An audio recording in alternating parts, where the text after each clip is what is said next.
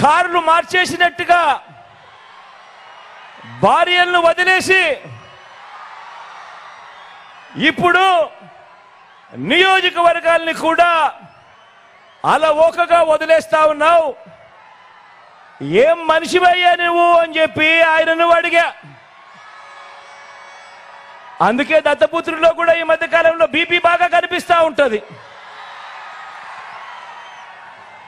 అయ్యా దత్తపుత్ర, ఒకసారి చేస్తే పొరపాటు, మళ్ళీ మళ్ళీ చేస్తే దాన్ని అలవాటు అంటారయ్యా దత్తపుత్ర.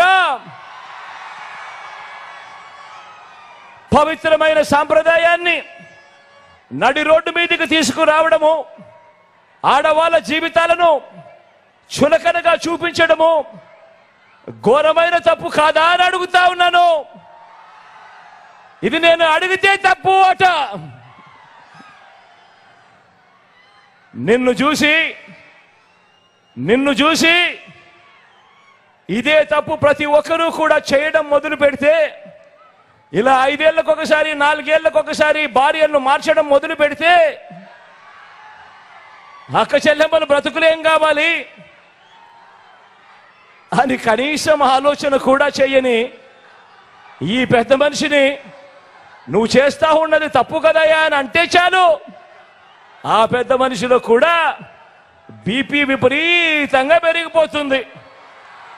ఇలా ఇలా ఇలా ఊగిపోతా ఉంటాడు. చేతులు ఊపేస్తాడు, కాళ్ళు ఊపేస్తాడు, తల ఊపేస్తాడు, అన్ని ఊపేస్తాడు. ఆయన బీపీని అసలు తట్టుకోలేము.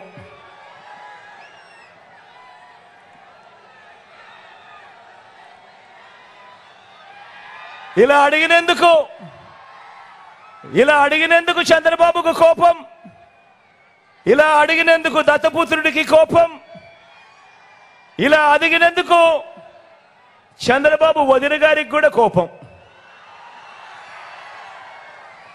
బాబు ఇతరత్ర భజంత్రీలకు కూడా పిచ్చి కోపం.